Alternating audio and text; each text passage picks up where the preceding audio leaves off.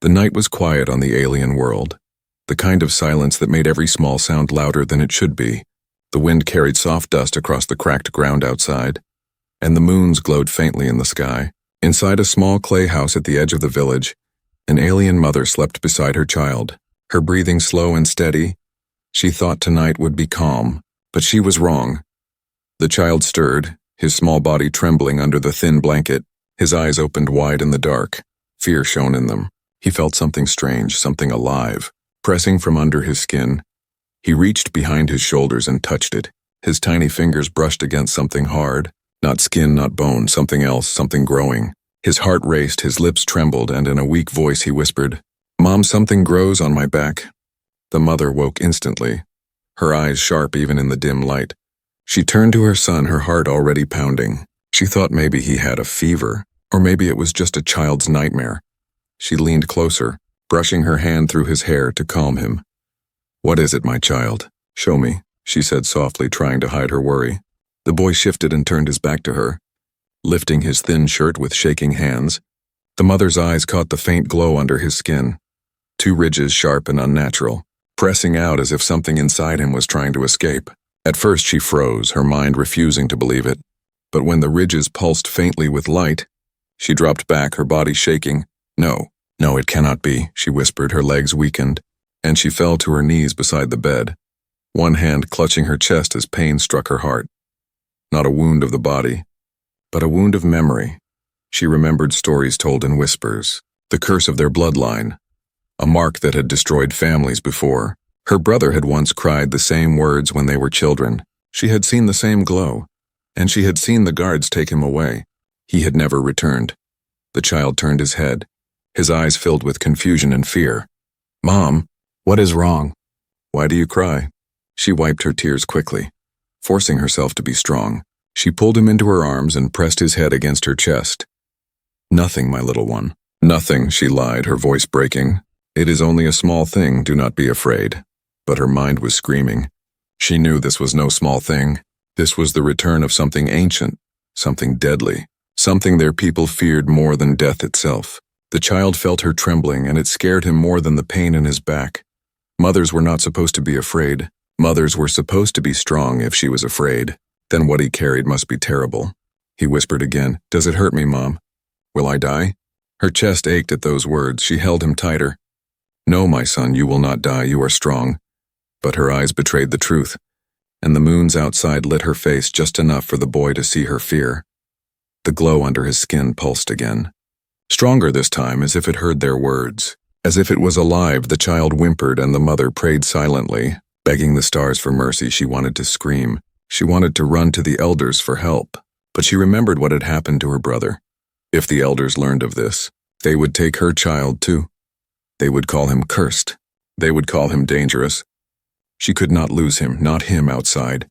The night seemed to grow heavier, the silence too thick, as if the world itself was listening. The mother sat there on the floor, holding her trembling child, her body shaking with silent sobs, the ridges on his back glowing faintly in the dark like tiny embers ready to burst into flame. At that moment she knew her life had changed forever. This was no sickness, no random growth.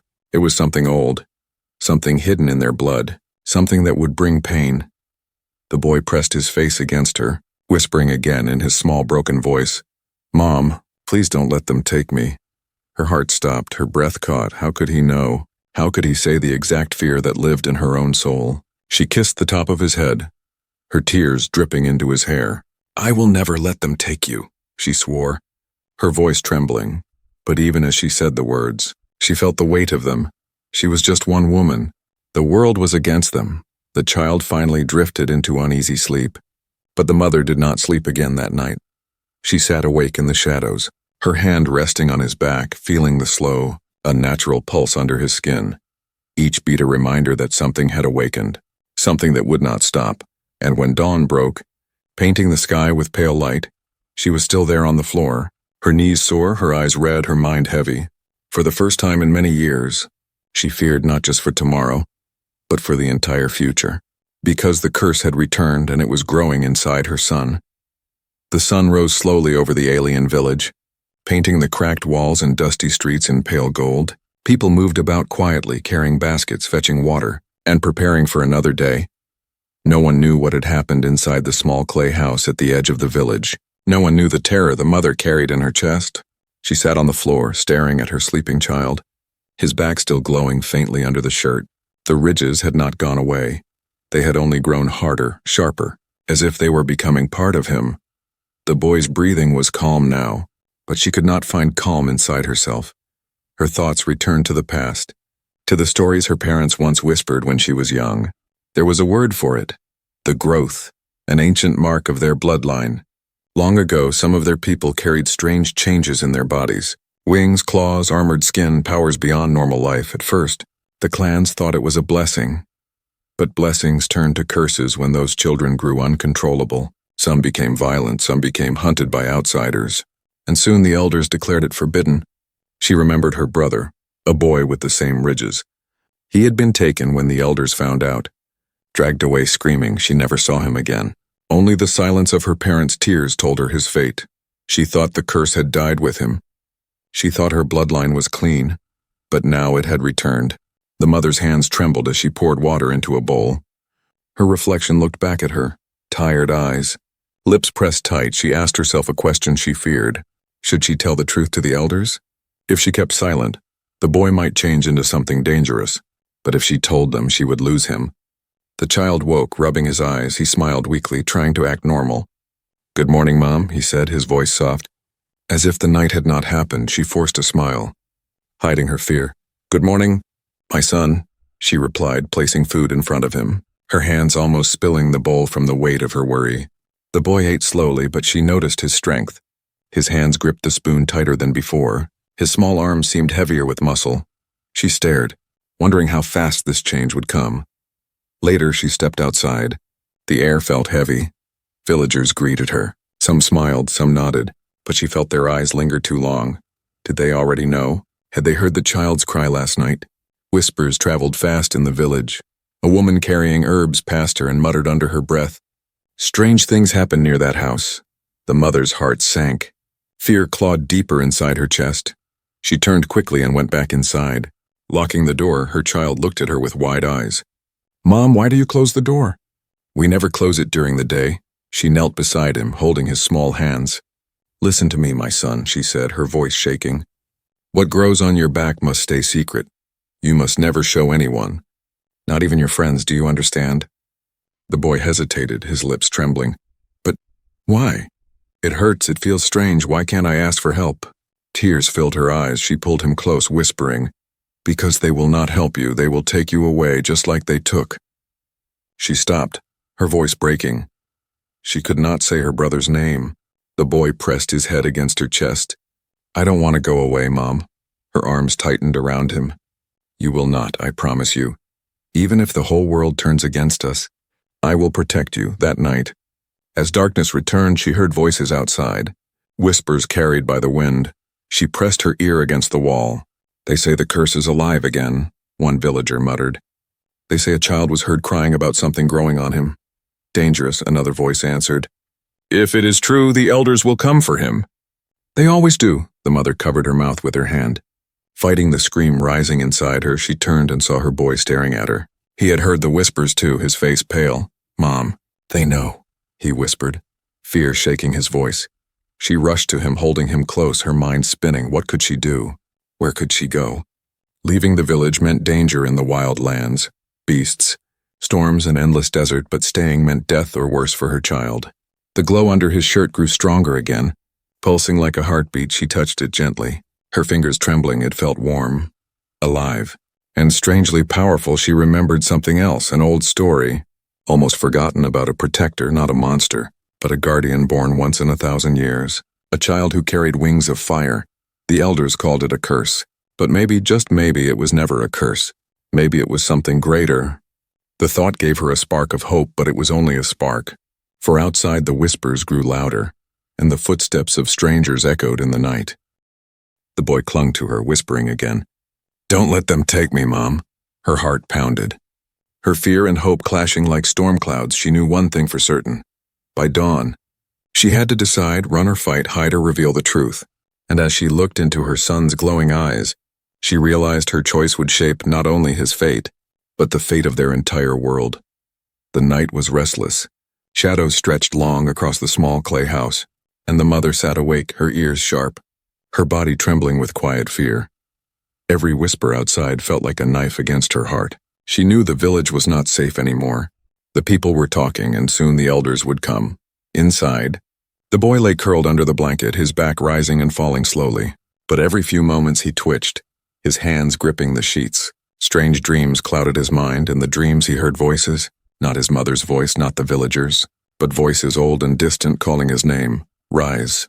One voice whispered in his mind, rise and awaken. He whimpered in his sleep, sweat running down his face. His mother rushed to him, touching his forehead. He was not hot with fever, yet his body shook like he was burning. She whispered his name softly, trying to pull him back, but his eyes suddenly shot open, glowing faintly in the dark. She gasped, pulling back in fear. His eyes returned to normal after a moment, but she had seen it, light, faint but real. Shining from deep inside him, Mom, he whispered, his voice weak. I hear them. They speak in my head, they say I am not alone. Her heart clenched. She stroked his hair. Do not listen, my son. They are only dreams, she lied. Though she knew it was not true, she had heard stories before, of children who carried the growth. How they spoke of voices in the night. How those voices always led to tragedy. The boy buried his face against her arm. I am scared. So am I, she thought. But she only held him tighter, whispering, I am here. I will protect you, but outside the whispers grew louder, not in his head, but in the village. People gathered in small groups, their voices low yet sharp. I heard him cry about it, one man said. The curse grows again. Should we wait for the elders? Another woman asked. Or should we stop it before it spreads? The mother's ears picked up every word through the thin walls. Her chest tightened. She closed her eyes and prayed they would not come tonight. But fate was cruel. Later that night, she heard footsteps near her house, slow, careful steps. She peered through a crack in the wall and saw two figures standing in the dark. One held a torch, its flame flickering. Their eyes searched her home. Inside, one whispered, They say the boy lives here. She held her breath, clutching her son's hand tightly, telling him with her eyes not to make a sound. Her body trembled as the shadows lingered outside. Finally, after a long silence, the figures moved away, their whispers fading. But she knew this was only the beginning. Tomorrow the elders would know. Tomorrow the guards would come. The boy could not sleep. He stared at the ceiling, listening to the voices in his head. Sometimes they whispered gently, other times they roared like storms. He pressed his hands against his ears, but it did nothing. He whispered again, Mom, I cannot stop them. She kissed his forehead. You are strong, my son, stronger than you know. You must fight them. But in her heart she feared he could not.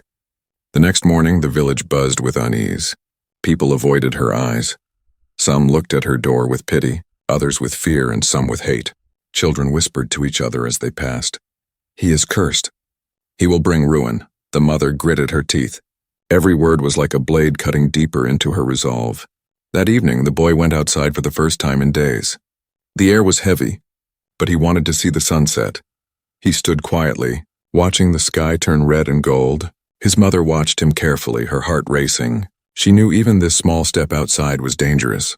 Two villagers walked past, their eyes catching the glow beneath his shirt. They stopped staring too long. Fear flickered in their faces. They hurried away, whispering loudly. The boy lowered his head, ashamed. They know, he whispered to his mother. She put her hand on his shoulder, forcing a smile. Let them think what they want, you are my son, and nothing will change that. But that night the whispers outside grew into something else, not just fear, but anger. We cannot wait for the elders, one villager hissed. If the curse grows stronger, it will destroy us all. Yes, another agreed. We must act now, before it is too late. The mother held her son close, her heart pounding. She knew the people she once trusted were turning against them. She knew they were no longer safe here. The boy trembled, pressing his face into her chest. Mom, where can we go? She had no answer. Her mind raced. Beyond the village were wild lands full of danger. Storms that tore apart the ground. Beasts that hunted the night, but staying here meant death. The glow on his back pulsed again, stronger than ever. The room lit faintly with the strange light. The boy gasped in pain. The mother held him tightly, whispering desperately, Stay strong, my child. Stay with me. and as the glow spread across his back, forming strange patterns beneath his skin, she realized the voices in the dark were not only the villagers, but something far older, something reaching out through her son. The whispers were no longer outside. They were inside her home, inside her child, inside her future. And the night was only just beginning. The mother did not sleep again that night. She held her son close while the glow on his back slowly faded into the darkness. Outside, the whispers of the villagers still echoed in her ears. She knew the elders would come soon, and when they came, they would not ask. They would take by morning. She made her choice. She could not stay in the village. She gathered what little food she had, wrapped her son in a thick cloak, and led him away before the sun had fully risen. Her hands shook as she pulled him through the narrow alleys. "Keeping to the shadows, Mom, where are we going?" the boy asked, his voice tired, far away. "My son," she whispered, "where no one can hurt you." The village walls soon fell behind them. The wild lands stretched wide before their eyes, endless stone hills, jagged cliffs and deserts of cracked earth. Beasts howled in the distance. The boy clutched her hand tighter, his small steps unsteady but determined. They walked for hours, the heat pressing down on them, their feet aching. By noon, they found a cave hidden under a ridge, dark and cool. The mother led her son inside, hoping it would give them shelter for the night. But fate had other plans. As they entered, they heard a sound. Not the growl of a beast, not the hiss of wind through the rocks, but a voice, strange, low, and human. "Wait, don't move." The mother froze, pulling her child behind her. Her heart raced. Her eyes adjusted to the dim light inside the cave, and there, leaning against a wall, was a figure unlike any she had seen before. He was tall, broad-shouldered, his skin pale compared to her people, his clothes torn from travel, his face lined with dirt, and in his hand he held a strange device that glowed faintly blue. The boy's eyes widened. "Mom, what is he?" The mother's chest tightened. She had heard stories of such beings, off-worlders, strangers who came from the stars. Some said they were bringers of war. Others said they were lost wanderers. She stepped in front of her son, shielding him, her voice sharp. "Stay away from us!" The man raised his free hand slowly, his voice calm. "I don't want to hurt you, I swear. I've been stranded here for weeks. I thought I was alone." His words were strange, heavy with an accent, but she understood enough. His tone carried no threat, only exhaustion. Still, she did not move, her body tense, ready to fight if needed. The boy peeked from behind her, his back still aching with the strange growth, his curiosity stronger than his fear. "Are you human?" he whispered, repeating a word he had once overheard from traders. The man looked at him with surprise. "Yes, I'm human," he said softly. Then his eyes narrowed as they caught the faint glow seeping through the boy's cloak. "What's wrong with him?" The mother stiffened, pulling the cloak tighter. "Nothing," she snapped. "It is none of your concern." But the man's eyes lingered, not with fear like the villagers, but with recognition, as if he had seen something like it before. He lowered his device, his voice low. "That doesn't look like sickness. It looks like—" He hesitated, searching for the right word. "Armor." The mother's breath caught. Armor? She had never thought of it that way. To her people, it was always the curse, the sign of destruction, but this human spoke differently. His tone was curious, almost respectful. The boy looked at him with wide eyes. "Armor? Like the warriors wear?" The man nodded slowly. "Yes, but not made by hands. Made by you." The mother's heart pounded, confusion mixed with fear. How could a stranger from the stars see in her son what her own people could not? What did he know that she didn't? She stepped closer, her voice sharp. "What do you mean? Tell me." The human studied the glowing ridges, his face serious. "I've seen something like this before, not on my world, but in ruins. Ancient records. They spoke of a species that could grow weapons from their bodies, guardians, protectors, not monsters." The mother's eyes widened, her breath shaking. Protectors? The word echoed in her mind, so different from the word her people used, curse. But before she could ask more, the boy cried out in pain. The glow on his back flared brighter, pushing against the cloak. He fell to his knees, clutching the ground, the ridges growing sharper under his skin. "Mom," he screamed, his voice breaking. She dropped beside him, holding him tightly, tears streaming down her face. "Stay with me, my son. Stay strong." The human rushed forward, kneeling on the other side, his hands steady. "Hold him still. It's not killing him, it's changing him." The mother glared at him through her tears. "You don't know that." "Yes, I do," the man said firmly. If this is what I think it is, your son isn't cursed. He's awakening. The cave shook faintly as the boy's cries filled the air, his back glowing so bright it lit the stone walls. The mother clung to him, torn between fear and hope, and the human pressed his hand against the ground, whispering words she barely understood. Guardian, it's happening again, and in that moment, she realized her son's fate was no longer just her burden. It was something far greater, and the human, this stranger from another world, might be the only one who could help them understand it. The cave was filled with echoes of the boy's cries, his small body twisting on the cold ground. The glow on his back grew brighter with every breath. Shadows danced wildly across the stone walls.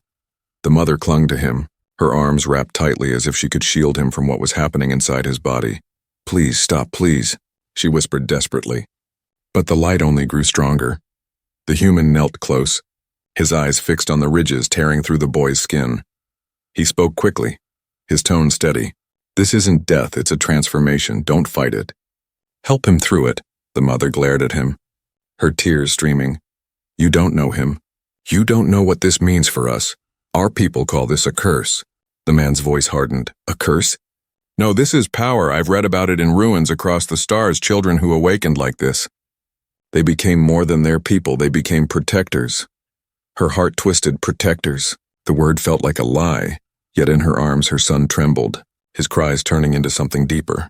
Not just pain but strength. His back arched, and with a sharp tear the ridges burst through his skin. Shining like molten stone, the boy gasped, his breath ragged, his small fingers clutching the earth until his nails bled, and then silence. The glow settled, forming strange plates across his shoulders, half-formed but strong. His body slumped into his mother's arms, his chest rising slowly with breath.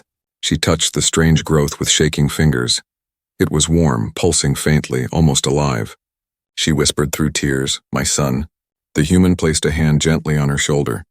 He's still him, but now he's something more. You need to believe that. Before she could answer, the sound of footsteps echoed outside the cave, heavy, marching in rhythm. The mother froze, her blood running cold. She knew that sound, the guards. No, she whispered, pulling her son closer, her eyes darting to the cave entrance. The human's head snapped up, his body tense. Who are they? The elders' guards, she hissed, her voice breaking. They must have followed us, they know. Shadows moved at the mouth of the cave. Armored figures with spears of crackling energy stepped into view, their faces hidden behind masks. One of them raised his voice, loud and sharp. Bring out the child, the guard commanded, his tone filled with authority. He is cursed, and by law he belongs to the council. The mother's heart pounded. She stood quickly, placing herself in front of her son, her voice fierce despite her fear. You will not take him. The guard stepped closer, his weapon glowing. Do not resist, woman. You know what happens when the curse spreads? Your entire village is at risk. Hand him over, or you will be punished too. The human rose to his feet, placing himself between the mother and the guards. His tall frame blocking their view, his eyes burned with defiance. You're not taking him, he said firmly, his voice echoing in the cave. The guards hesitated, their eyes flickering with confusion. None of them had seen a human before. Their weapons lowered slightly, but the leader barked, Stand aside, stranger. This does not concern you. It concerns me now, the man replied coldly, because I won't let you touch him. The mother's heart raced. Why would this human defend them? Why would he risk his life for a child he barely knew? The guards moved forward, weapons raised. The boy stirred behind them, his back glowing again, brighter this time, his small voice calling weakly. Mom. The glow spread across his body. His half-formed plates pulsed with energy, and with a sudden burst, a wave of light shot out, striking the cave walls.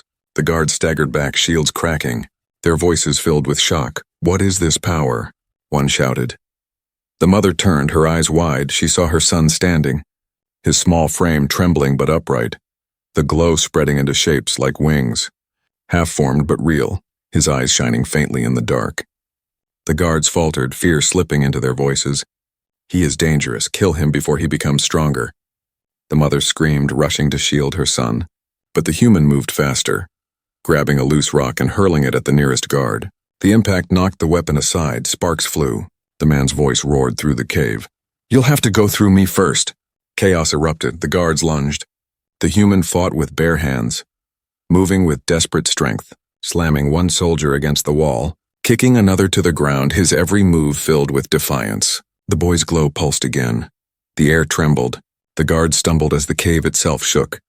The mother clutched him tightly, whispering in awe and fear, "You are not cursed. You are something else." The guards regrouped, their leader shouting, "Fall back! He's not ready yet, but he will be. When he awakens fully, we will return."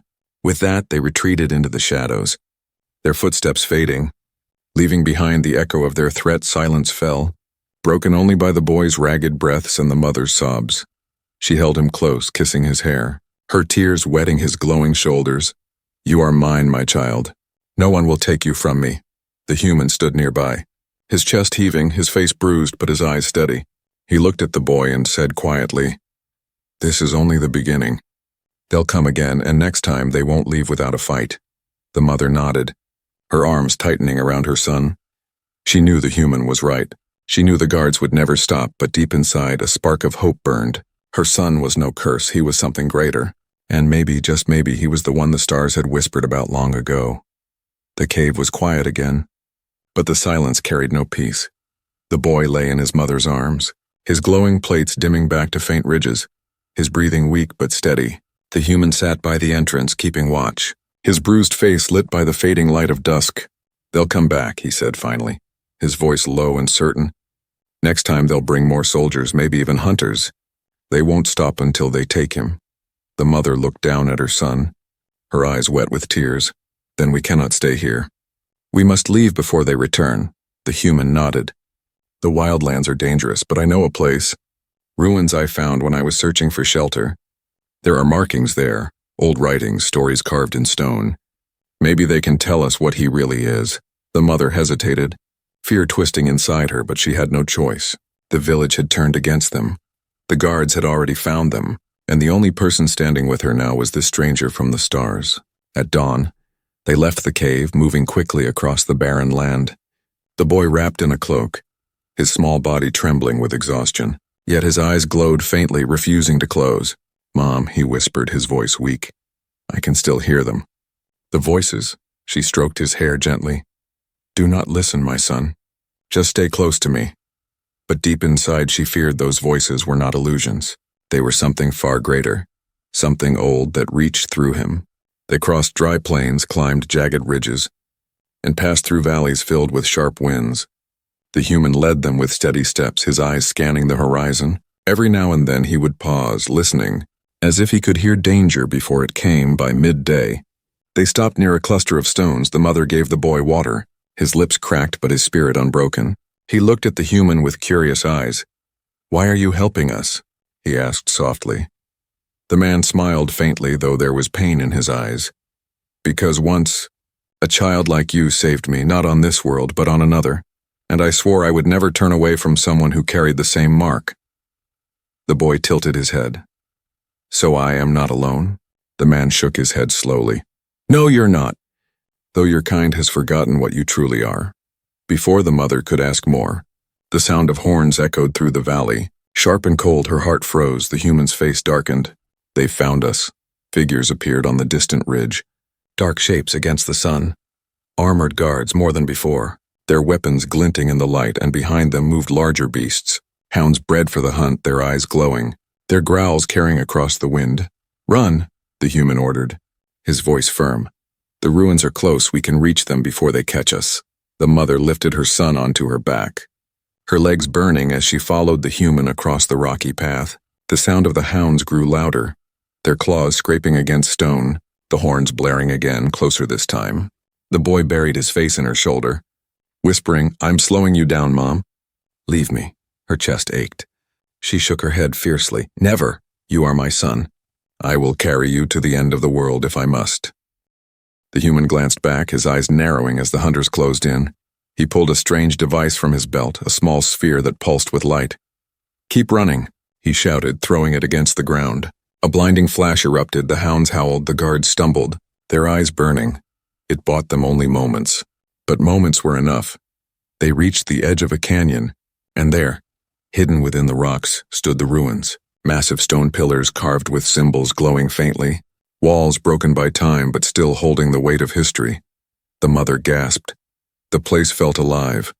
Humming with energy, the boy lifted his head, his glowing eyes wide. "I know this place," he whispered. Though he had never seen it before, they rushed inside, the human guiding them to the central chamber. Carvings lined the walls, figures with glowing wings, children with plates across their backs, standing not as monsters but as warriors, protectors of entire worlds. The mother traced the carvings with her trembling hands, her breath caught. "It's true. They were never cursed," the human nodded. "Your people forgot, or they chose to forget. They feared what they didn't understand, but this." He pointed to the carvings of winged figures standing against armies. "This is what your son carries, the legacy of guardians." The boy stepped forward, his small hand touching the wall. The symbols pulsed brighter under his touch. The chamber filled with light, the hum growing louder. His mother gasped, covering her mouth. The boy whispered, almost in a trance, "They are calling me." "They are waiting."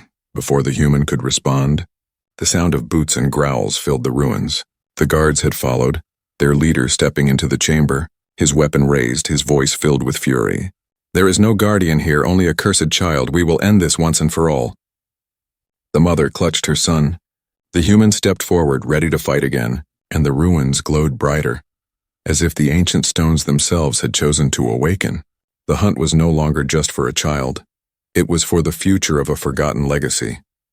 The ruins shook as the guards stormed into the chamber, their weapons raised, their armored boots crushing the dust of ancient stone.